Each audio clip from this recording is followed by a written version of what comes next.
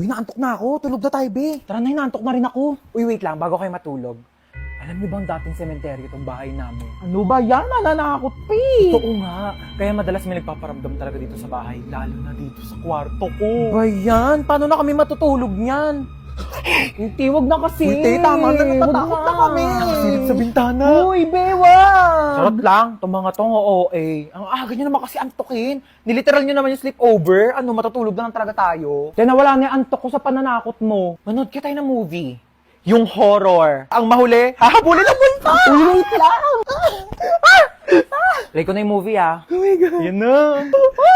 Wait lang, nagla-loading pa. Yan na, malapit na yan. Ayan na. Ba yan? Ang tagal. Nawala na yung takot ko. Mas nakakatakot pa talaga yung loading. Ayan na! Ayan, na!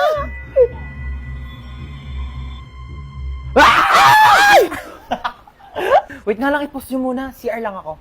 Oh, bilisan mo. Prank din kaya natin siya. Lagi na tayong tinatakot. Tingnan pa tayo may ilaw, dali. Mag-play ka nga dyan ng nakakatakot na music. Dali, para matakot Sige, wait siya. lang. Magsisearch ako ng horror music. Ano na, te? Tagal. Teka lang, te. Ang bagal ng internet nila. Ayaw mag-play. Ba yan? Ready na ako manakot, oh.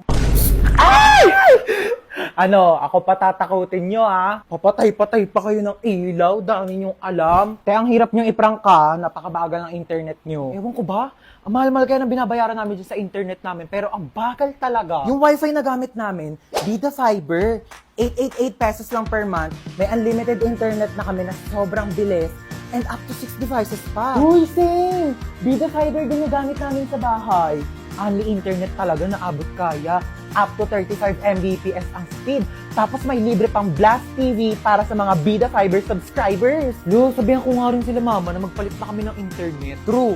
Para iwas lag ka talaga sa kahit ano gagawin mo online. Tsaka para next time, pag prinang ka namin, hindi na maglalag yung internet nyo kasi naka-Vida Fiber na kayo. At least sa Vida Fiber, alam mong sulit yung binabayaran mo. Uy, sino kinakausap nyo dyan?